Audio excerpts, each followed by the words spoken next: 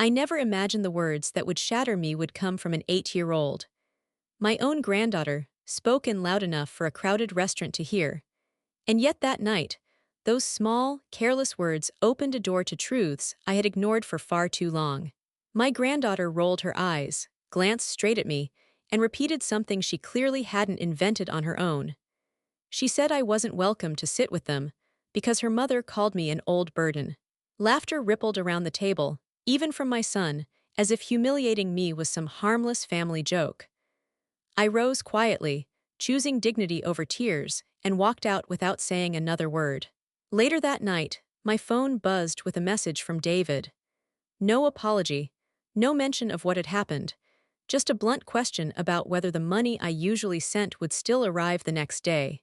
I simply replied that he'd have to manage on his own. The following morning, their panic began. And if you're still with me, feel free to share where you're listening from. I'm grateful you're here. But let me take you back to where this shift really began, to the night of Jessica's birthday dinner, where everything snapped into painful clarity. I should have sensed it months earlier, really. Hindsight has a sharp way of exposing what our hearts try to soften.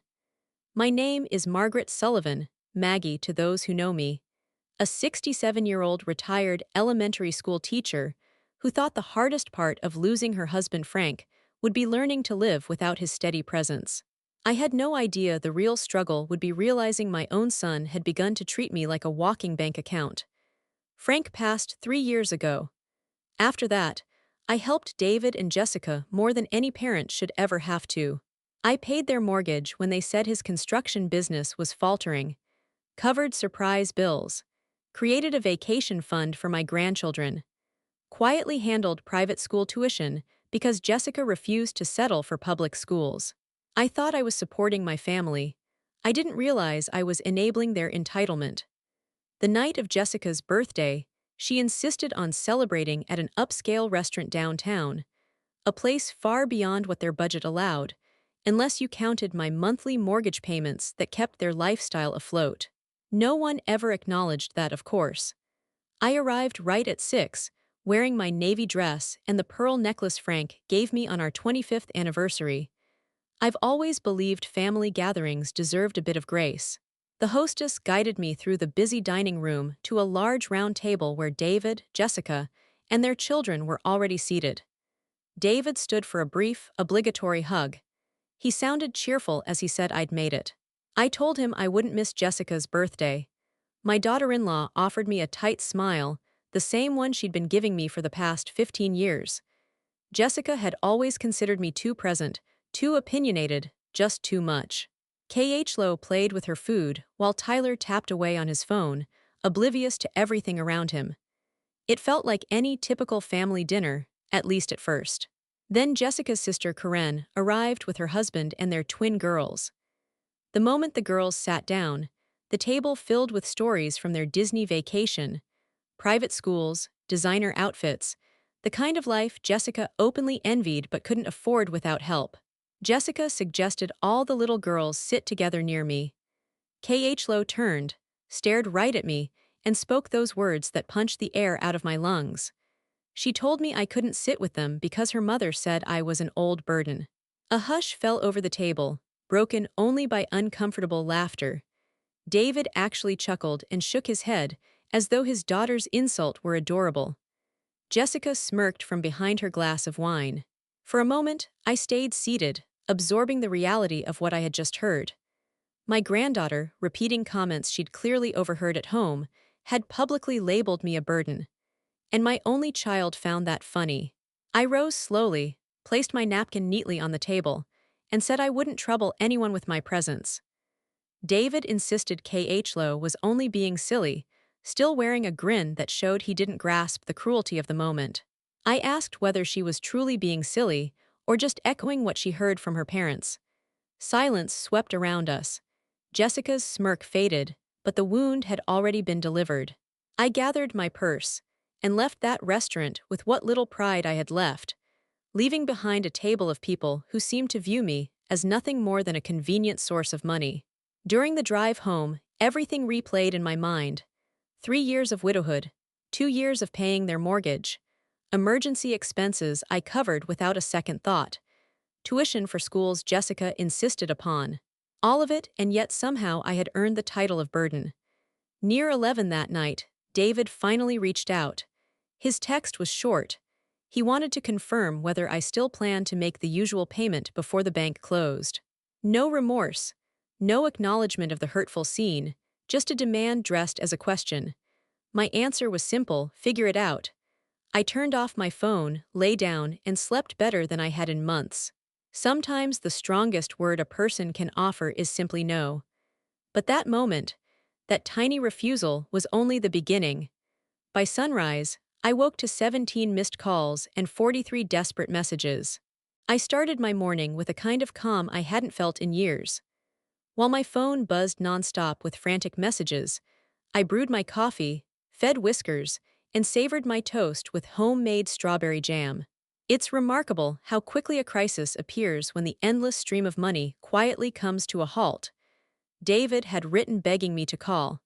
Jessica claimed there had been a misunderstanding. And my granddaughter Chloe, with a message clearly typed by her mother, suddenly apologized. None of it moved me. Their mortgage payment was due by 3 that afternoon. Without my usual $2,000, they were $800 short. I knew that because I had been quietly studying their finances for months, trying to understand how they could drain so much money despite David's respectable salary. My Sumatran dark roast tasted especially good that morning. I usually saved it for special occasions, but watching the consequences of their choices finally catch up to them felt like reason enough to indulge.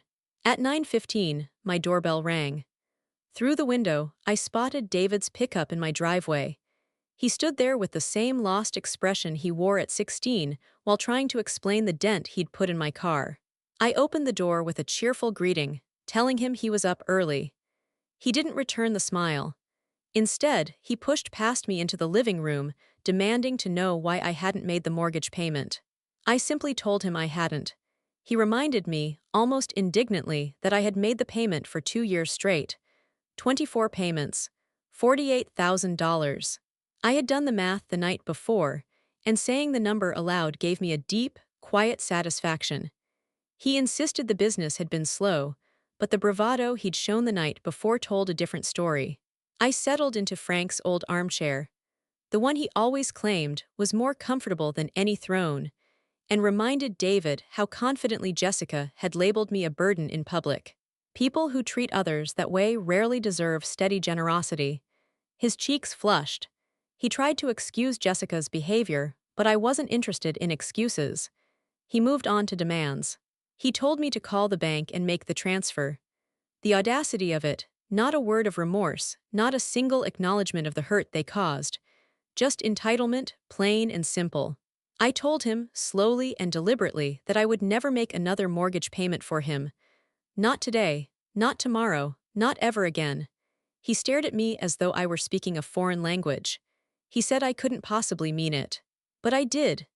In fact, I told him the bank had already called the day before to confirm the transfer time, and I had informed them that no further payments would be made on my behalf.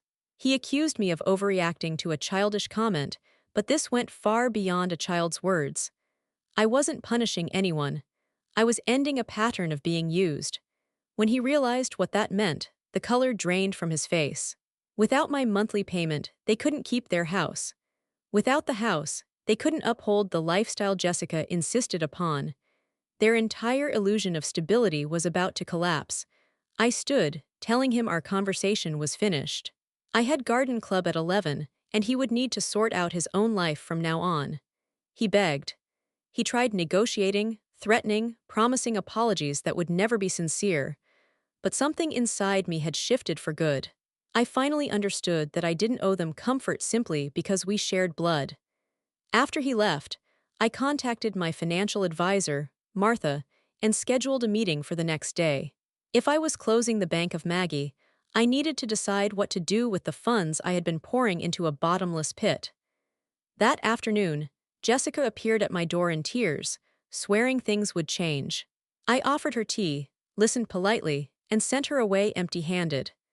That evening, Tyler called, my sweet 12-year-old grandson, using guilt in the only way a child knows how. He said his parents warned they might have to move if I didn't help. I told him gently that his mother was right about the consequences, but it wasn't his burden to carry. It was his parents' responsibility to solve the problems they created.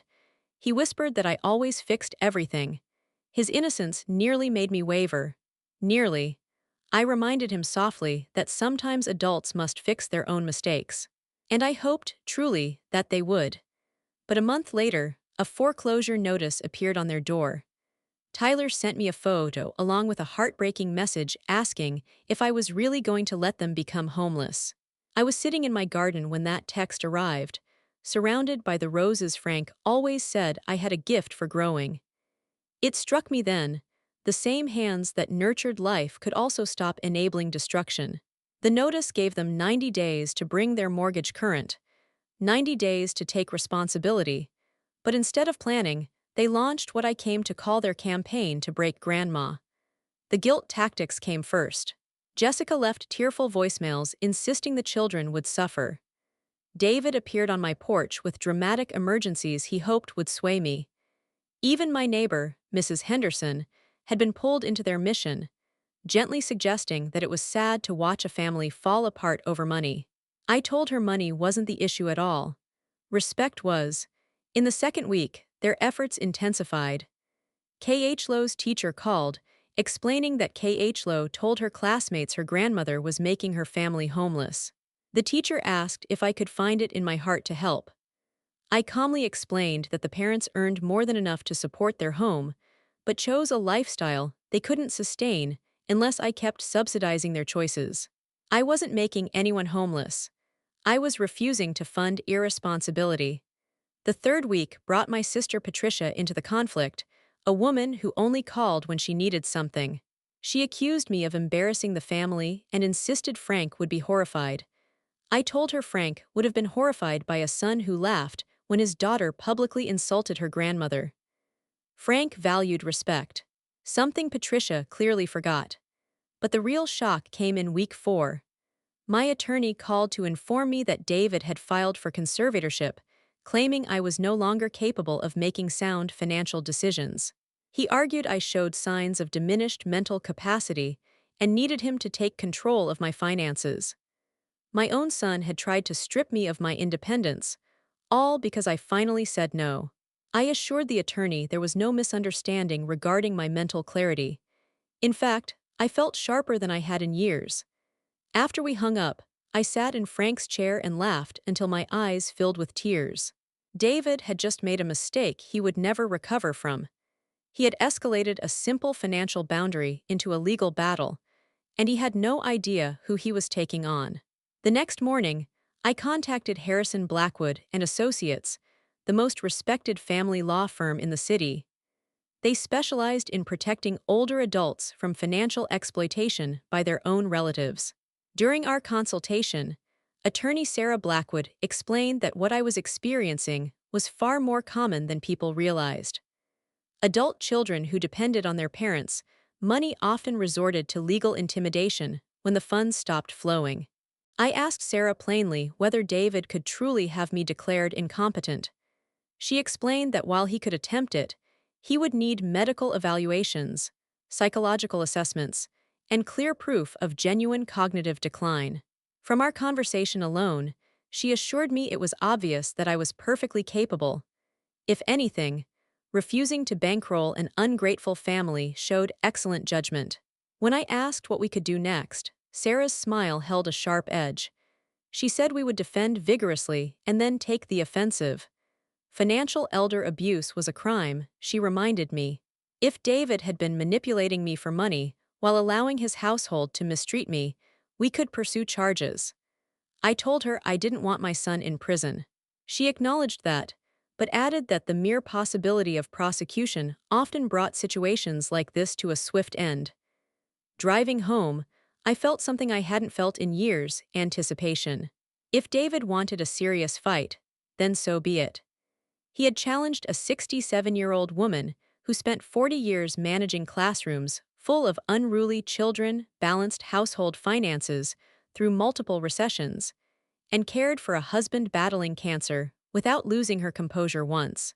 He was about to learn that aging doesn't turn grandmothers into doormats. Sometimes it simply teaches them how to choose the right moment to push back. That evening, David called. He said I was forcing his hand. I asked him, in the sweetest tone I could manage, how much money he believed I actually had. His silence made it clear he had no idea. He had never bothered to understand my financial situation. He only assumed the source was endless. He finally muttered that we would discuss it in court. I agreed that we certainly would. The hearing took place on a Thursday morning in late September. I arrived early, wearing my charcoal gray suit and carrying Frank's old briefcase. Inside, it were 3 years of financial records, documentation from my recent medical exam, and a psychological evaluation confirming what I already knew. My mind was as sharp as ever. David arrived with Jessica and a young lawyer who looked barely out of college. They sat across the aisle whispering intently. Jessica's eyes flicked toward me with confusion and resentment, as though she couldn't understand how their carefully crafted plan had unraveled. The judge, Patricia Wells, a sharp-eyed woman in her 50s, reviewed the petitions with the weary experience of someone who had seen too many families battle over money. David's lawyer spoke first. He painted me as a grieving widow whose judgment had deteriorated since losing her husband. He cited my sudden refusal to pay their mortgage, the closing of accounts they once accessed, and what he called irrational hostility toward David and his family. According to him, generosity was normal and healthy, but setting boundaries was evidence of instability. I nearly laughed. Then Sarah rose to speak. She told the court that I was guilty of only one thing, saying no to adult children who believed they were entitled to my money. She argued that this was not diminished capacity but newfound clarity. She presented my medical records, excellent physical health, perfect cognitive testing, and a doctor's statement that I was in remarkable condition for my age. Next came the financial records, showing more than $60,000 given to David and Jessica in just 2 years. Sarah told the judge I had not stopped thinking clearly. I had finally started. But the real turning point came when she introduced the recordings. After David threatened legal action, I had begun documenting our conversations, all legally obtained in my own home. In the first recording, David demanded money and threatened to file for conservatorship. In the second, Jessica vented to a friend on speakerphone about needing to find a new way to extract money from the old bat. Once the conservatorship was approved, the courtroom grew painfully silent. Judge Wells's expression darkened. She asked David whether he wished to explain the recordings.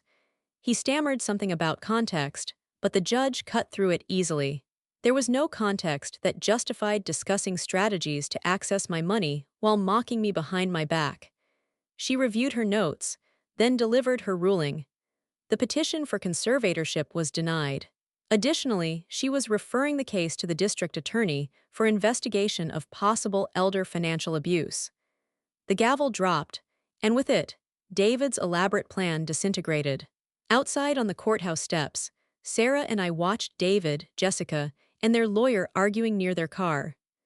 Jessica's face was flushed with fury, and she kept pointing toward me as though I were responsible for their downfall. I asked Sarah what would happen next. She explained that the DA would investigate, and David and Jessica could face criminal charges. More importantly, they had lost any access to my money permanently. As we walked toward our cars, my phone buzzed with a message from Tyler. He said his parents were upset and asked if they could come over and talk. Sarah looked at the text and shook her head. She warned me to be cautious. When legal pressure fails, manipulative people often try to mend relationships without making real changes. That evening, I sat in my garden with a glass of wine, reflecting on how drastically my life had shifted in just 2 months. I had gone from being the family's financial safety net to being a woman who stood her ground and reclaimed her dignity. The roses carried a sweetness that evening unlike anything I'd smelled in years, and the setting sun scattered warm shades of gold and crimson across my garden. For the first time since losing Frank, I felt fully alive. But beneath that sense of renewal was a quiet certainty: David and Jessica were not done. Desperate people do desperate things, and losing in court had only sharpened their desperation. My instincts were right. 3 weeks after the hearing, my neighbor called at 6 in the morning. She told me a U-Haul sat in David's driveway and that they were loading furniture.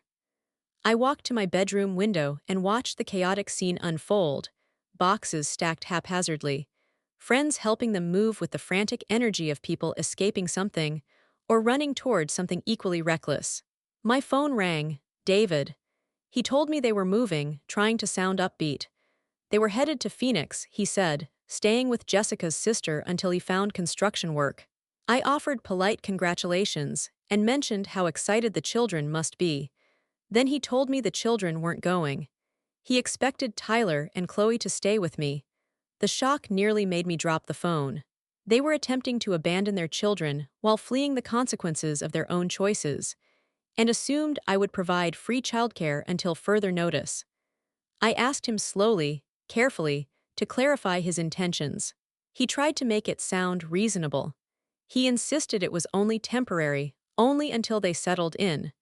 But neither he nor Jessica had asked whether I was willing to take the children. They simply assumed I would. He added that they had already told the kids, claiming the children were excited. Through my window, I saw them sitting on the steps, confused, frightened, and abandoned. There was no excitement on their faces, only uncertainty. I told David plainly that he would not dump his children on me because of his poor decisions. He insisted they had no options. I reminded him that adults take responsibility for their children, and abandoning them was not an option at all. The call ended with empty promises that he would figure something out, yet the U-Haul kept loading. Nothing had changed. An hour later, Jessica knocked on my door, disheveled and tear-stained. She begged me not to make things harder. She finally admitted David owed money to contractors who were threatening legal action, and they couldn't take the children because they would be sleeping on her sister's couch. At last, the truth. They weren't relocating for opportunity. They were fleeing debts and obligations. I told her clearly that I would not become guardian to Tyler and Chloe. I would not take custody. I would not repair a situation they had created. She tried emotional manipulation, asking whether I would allow my grandchildren to become homeless. But I reminded her that they were the ones choosing to leave their children behind. I was refusing only to enable that choice. When she left crying, the packing continued. At noon, I called Child Protective Services to report 2 minors about to be abandoned. The response was swift. 2 social workers arrived within an hour, stepping onto the sidewalk just as David and Jessica were loading the last items into their truck. Official conversations began. Papers were served. Their plans began to crumble. After 3 hours, the outcome was clear. David and Jessica could leave if they wished, but the children would go into emergency foster care unless an immediate, suitable family placement was available. At 4 o'clock, a caseworker named Maria Santos knocked on my door. She explained the situation and asked whether I was willing to take temporary custody.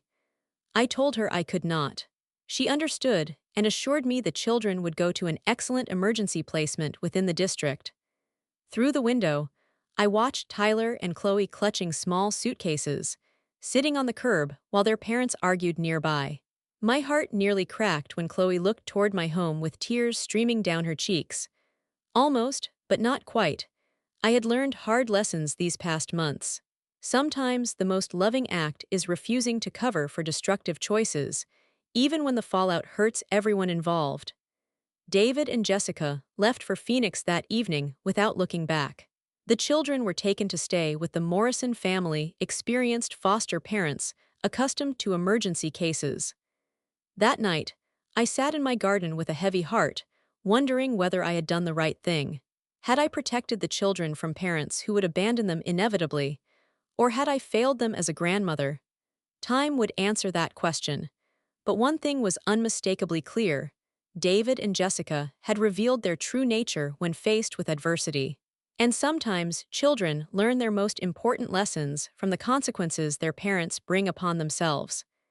The roses bloomed beautifully that night, their fragrance drifting through the breeze like a quiet promise that even painful decisions could lead to unexpected beauty. Still, I sensed this story was far from its end. 2 months later, the truth came out. David and Jessica never reached Phoenix. Instead, they were arrested in Las Vegas with a truck full of stolen construction equipment. David's so-called debt to contractors had been tied to stolen goods he had been trafficking. And the real sting, they had used my mortgage payments to fund their criminal scheme. Maria Santos shared the news during one of her regular check-ins regarding the children. As she sat at my dining table reviewing paperwork, she finally delivered the update.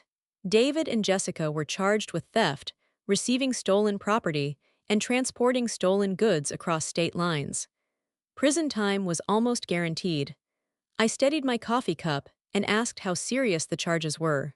Maria explained they faced 3 to 5 years at minimum, longer if restitution couldn't be made. Then she handed me a legal document. David and Jessica had formally relinquished their parental rights. The words struck me like a blow. They had surrendered Tyler and Chloe entirely. The children were now wards of the state until permanent placement could be arranged.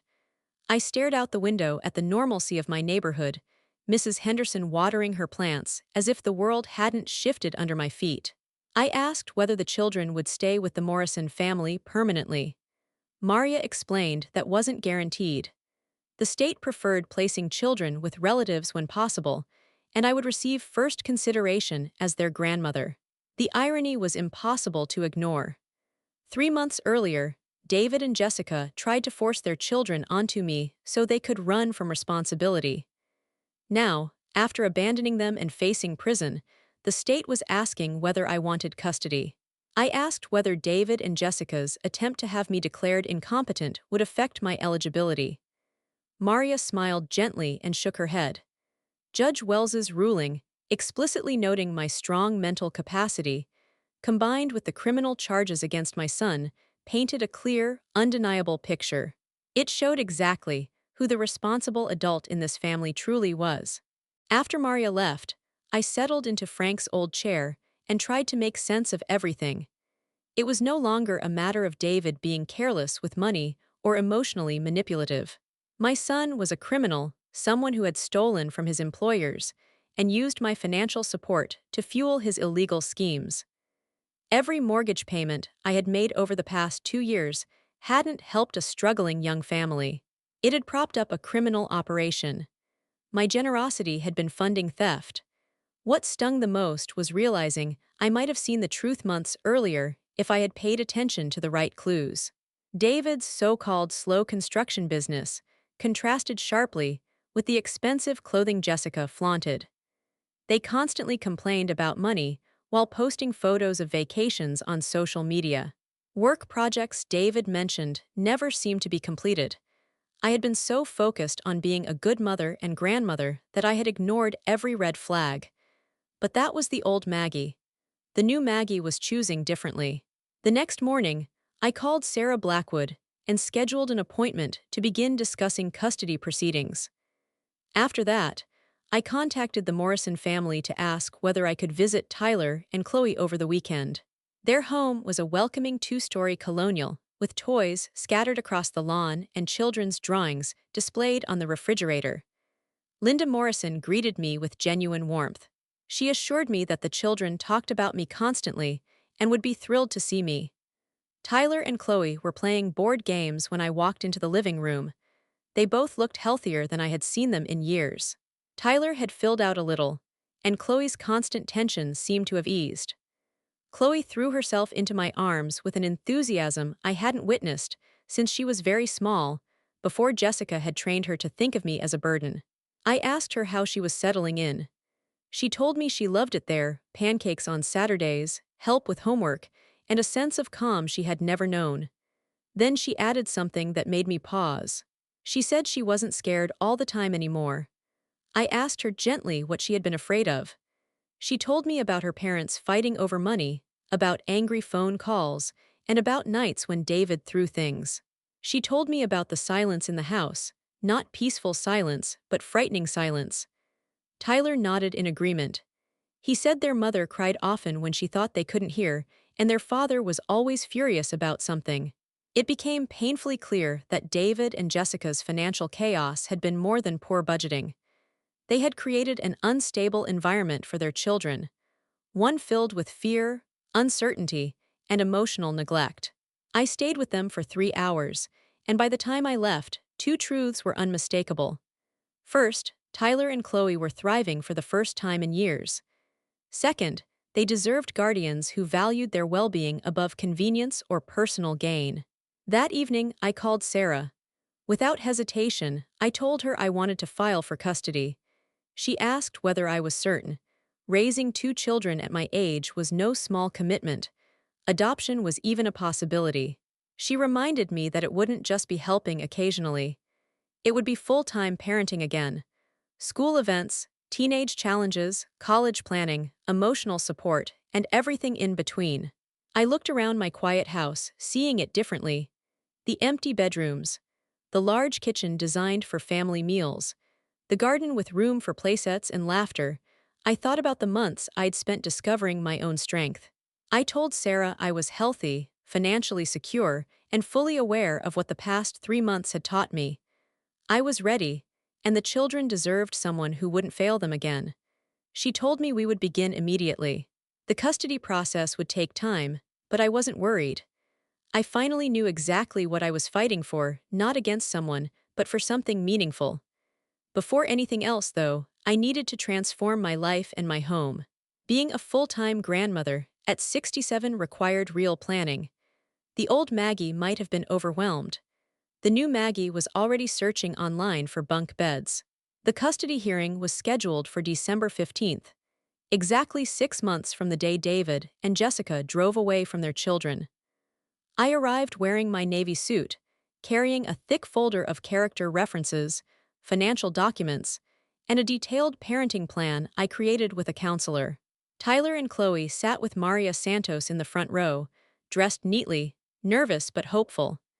Their weekend visits with me over the past 2 months had settled into comforting routines. Judge Wells presided again, and I took comfort in her familiarity with our case.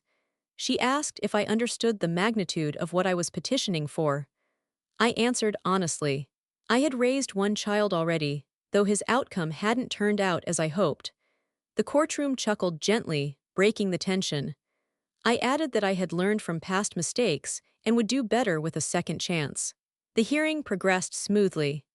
Sarah presented evidence of my financial stability, my strong medical evaluations, and the home modifications I had completed. Social worker reports supported my petition. Tyler and Chloe spoke from their hearts. Chloe told the judge she wanted to live with me because she felt safe and because I didn't yell about money.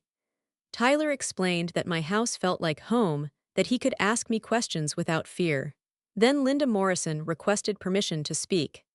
She testified that she and her husband had fostered many children and understood healthy family dynamics. She said Tyler and Chloe had blossomed with them, but had flourished even more during their time with me. Judge Wells considered everything carefully.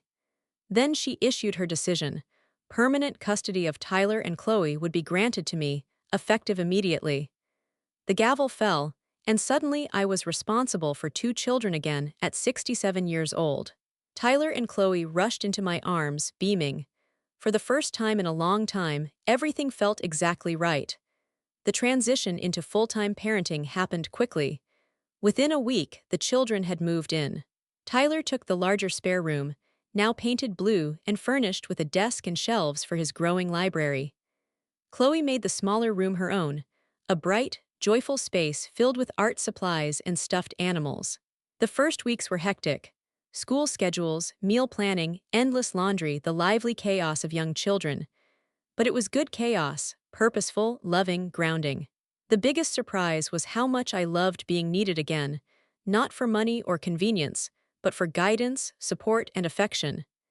Helping with homework, attending school meetings, listening to piano practice, all of it gave my life meaning I hadn't realized had been missing.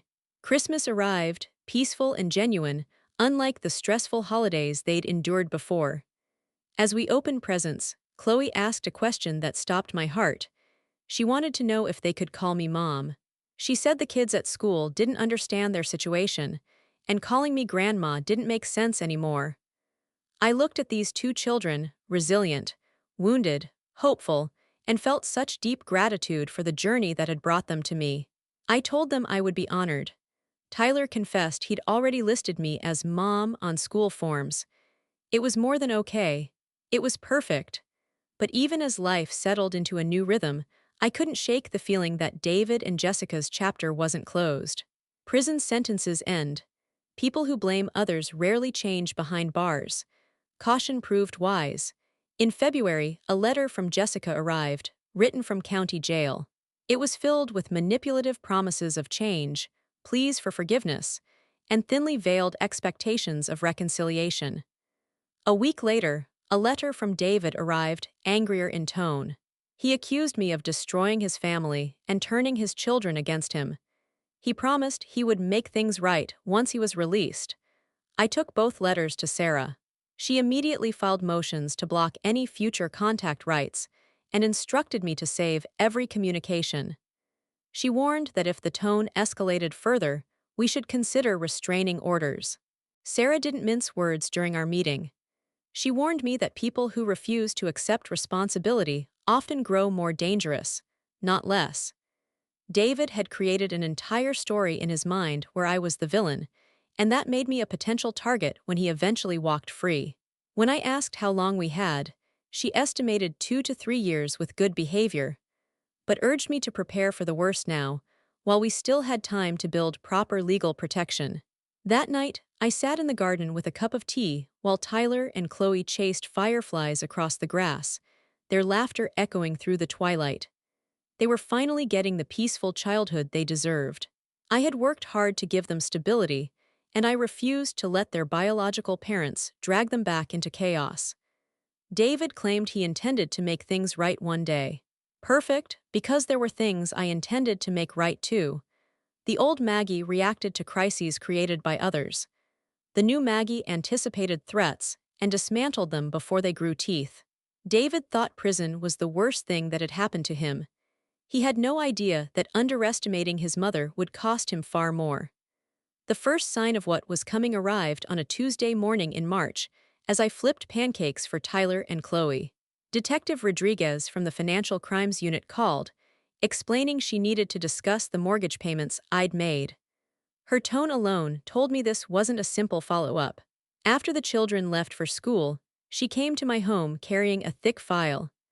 She accepted a cup of coffee and laid out documents across my kitchen table that suggested something far more complex than stolen tools.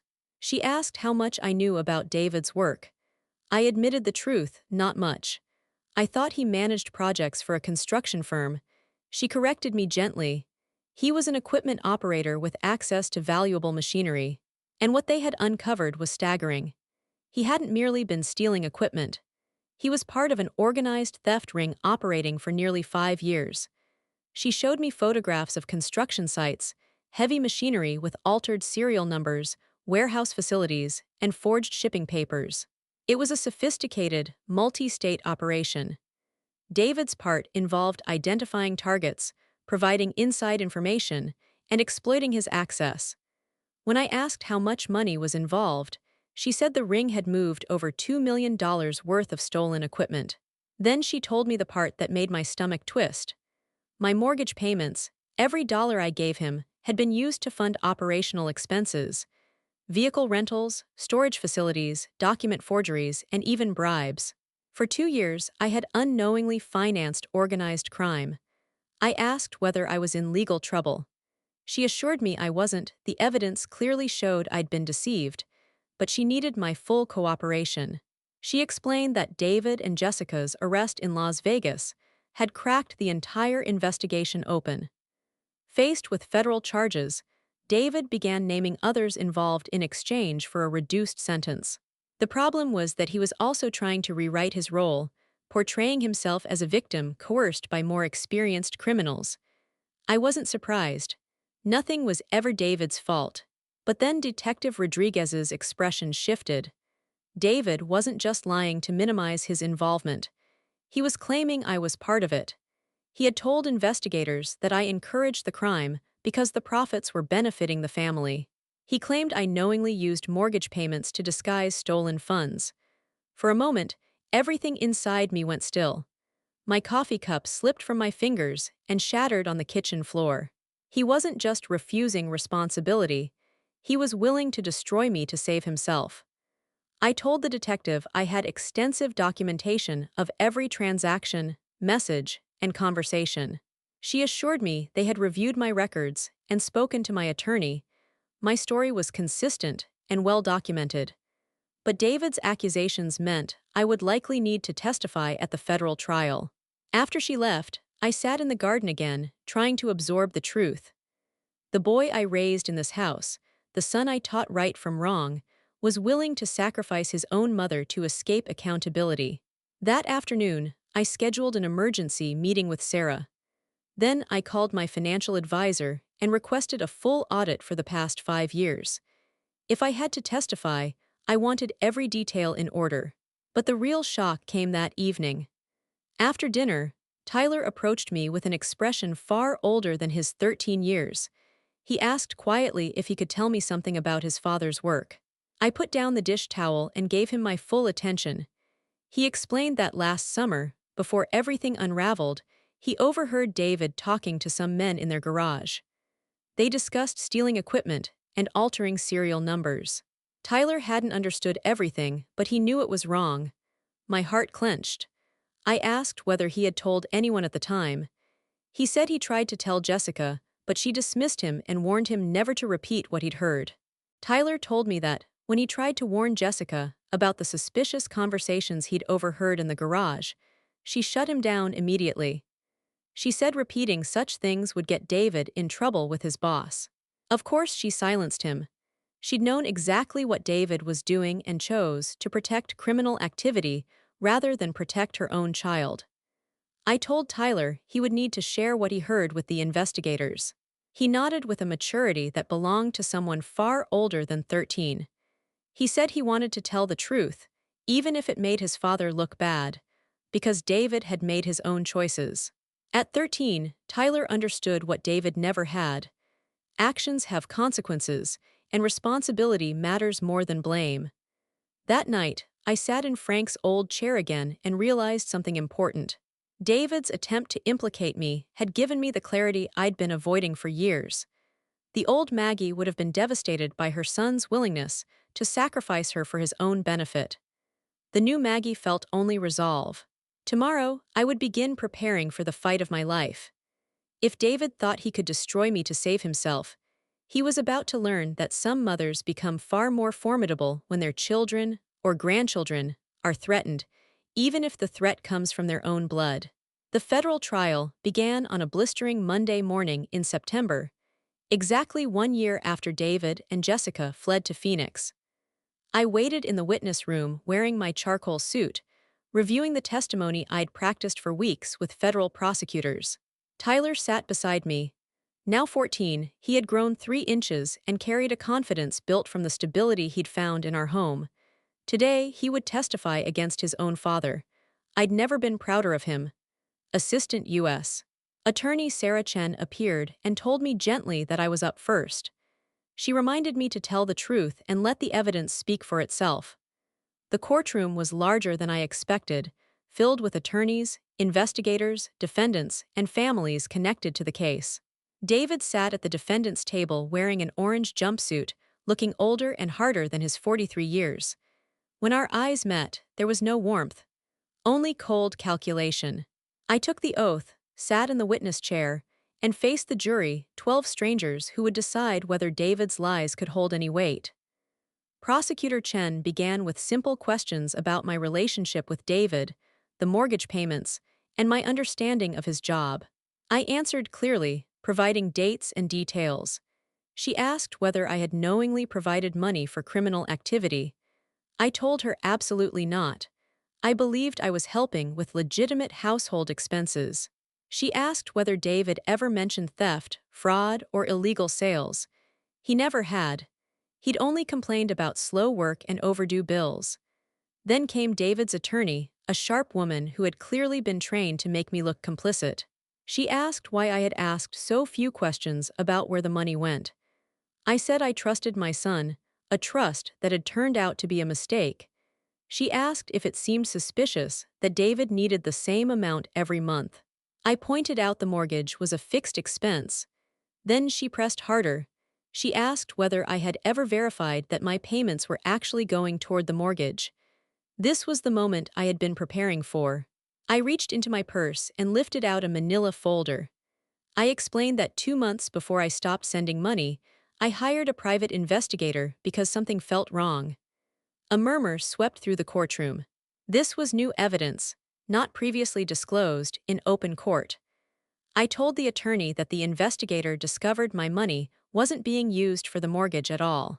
David and Jessica used their income for house payments and funneled my money into suspicious business expenses, storage rentals, cash payments, and deposits into unknown accounts. The defense attorney blinked in surprise and asked why I hadn't confronted David. I explained that before I could, Chloe called me an old burden in public, clearly repeating something she heard at home. That's when I realized my money had bought me nothing but contempt. She tried to suggest I cut off payments out of hurt feelings. I corrected her immediately. I stopped because evidence showed David was lying about how the money was used. The disrespect merely confirmed that ending financial support was the only reasonable choice. Prosecutor Chen's follow-up was brief but devastating. She asked when I provided the investigator's report to law enforcement. I told her I handed it to Detective Rodriguez at the very start of the investigation. Checkmate. David's entire defense, that I'd willingly helped launder money, unraveled instantly. Tyler testified in the afternoon. He spoke calmly, describing overheard conversations about stolen equipment and altered serial numbers. He said he once tried to tell Jessica, but she warned him not to repeat anything. When asked whether that sounded normal, Tyler said if it had been legitimate business, there would have been nothing to hide. His testimony was too detailed to dismiss. David's attorney tried to portray him as a confused child, but his intelligence and clarity made that impossible. During a break, I watched David whispering frantically to his attorney. His confidence was crumbling. But then came the true bombshell. Prosecutor Chen called a surprise witness, Detective Jennifer Walsh from Las Vegas. She testified about David and Jessica's arrest and the stolen equipment found in their vehicle. Then, she recounted what David told police at the moment of arrest. He claimed the equipment belonged to me. He claimed I financed his business operations. He claimed I planned to fence stolen equipment in Nevada. My heart dropped at the betrayal. When asked whether investigators found any evidence supporting that story, Detective Walsh said absolutely not. I had not even been in the same state. There was no financial trail connecting me to the stolen machinery, nothing besides being deceived. David's face turned ghostly white. He had tried to frame me from the moment he was handcuffed. That night, alone in my hotel room reviewing notes for the next day, I felt something shift inside me. I finally saw David without the filter of hope or maternal longing. He wasn't a man who'd made mistakes under pressure. He wasn't a victim of circumstance. He wasn't lost or misguided. He was willing to destroy anyone, even his own mother, to save himself. David wasn't a man who simply made mistakes. He was someone fundamentally willing to sacrifice anyone, even his own mother, to avoid facing the consequences of his actions. The old version of me would have been shattered by that realization. But the new Maggie, she felt a grim sense of clarity. The truth was finally out where it belonged. Closing arguments and jury deliberations were scheduled for the next day, but regardless of what the jurors decided, I had already won the battle that mattered most. I had protected Tyler and Chloe from parents who would have destroyed them, and I had protected myself from a son determined to drag me down with him. Sometimes, the most loving act is refusing to enable someone's self-destruction, even when that someone is your own child. David was about to face exactly what natural consequences looked like. The jury returned with their verdict in under 4 hours. David Sullivan guilty on all counts. Federal conspiracy, interstate transportation of stolen goods, money laundering, perjury for lying about my involvement, 15 years in federal prison with no possibility of parole for the first 8. Jessica received 12 years for her part in the operation. Other members of the theft ring received sentences ranging from 8 to 20 years. The judge made a pointed statement when delivering David's sentence, noting that his attempt to implicate an innocent elderly woman, his own mother, demonstrated a complete lack of remorse and moral responsibility. I felt no triumph watching him being led away in shackles, only a profound sadness for the man he had chosen to become. 3 weeks after the sentencing, I received a call from attorney Marcus Webb, representing David's victims in a civil restitution case. His voice held a tone that suggested the story wasn't finished. He arrived that afternoon carrying a briefcase heavy with documents. What he told me changed everything I thought I knew about David's criminal behavior. David hadn't only stolen equipment. He had orchestrated insurance fraud schemes, identity theft operations, and elaborate investment scams. He had preyed on elderly victims who trusted him with their life savings. He had taken money from small business owners, leaving half-finished construction projects in his wake. Over 5 years, he had stolen more than $4 million. Marcus spread documents across my dining room table, bank statements, falsified insurance claims, fake investment brochures, and heartbreaking lists of victims. I asked him what this meant for me. He pulled out another set of documents, ones that made my blood run cold. David had opened business accounts using my social security number. He had forged my signature on loans, registrations, and insurance forms. He had impersonated me to establish credibility for fraudulent companies. He had stolen my identity extensively. Marcus assured me I wasn't liable for debts or legal issues connected to the identity theft. Instead, I was legally recognized as a victim. And under federal law, victims of identity theft could pursue damages from any assets the perpetrator still held. I told him David and Jessica had lost everything. Marcus shook his head. Financial investigators had discovered hidden money, offshore accounts, and cryptocurrency assets that even Jessica didn't know about. Nearly $1.88 million. Money David intended to access once he was released from prison. Marcus explained that as the victim of his identity theft, I had the right to claim that entire sum. I sat for a long time absorbing that truth. David had not only tried to frame me, but had stolen my identity to commit even more crimes, all while hiding nearly $2 million for his future. I thought about Tyler and Chloe, now teenagers who would one day need college tuition. I thought of the elderly victims David had targeted, people like me, whose trust had been used against them. And I thought of the years I'd spent trying to help my son, only to learn he had been willing to sacrifice me without hesitation. I told Marcus I wanted half of the recovered money placed into a trust for Tyler and Chloe's futures. The other half should go to David's victims, especially elderly ones who had lost retirement funds. Marcus nodded with approval. He called it a generous and just solution. 6 months later, the legal process was finalized. I received a restitution check for $900,000.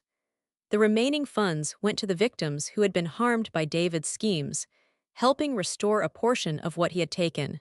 On the anniversary of David and Jessica's sentencing, I sat in my garden with Tyler and Chloe. They worked on homework under the old oak tree Frank planted 3 decades earlier. Tyler, now preparing for SATs, spoke with the confidence of a young man whose future felt secure. Chloe practiced piano, playing the same melodies I had learned as a girl. They were good children, resilient, thoughtful, honest. They had survived the collapse of their parents' lives and emerged stronger for it.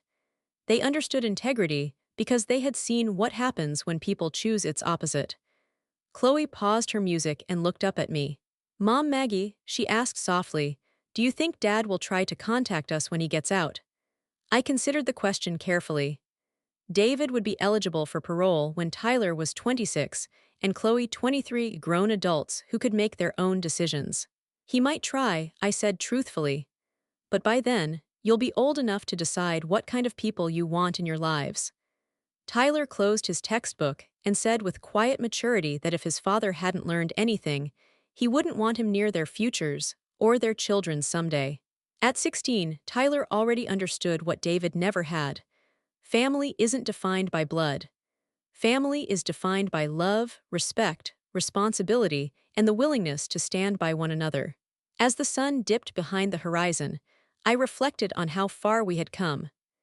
3 years earlier, I had been a lonely widow being financially exploited by those who viewed me only as a source of money.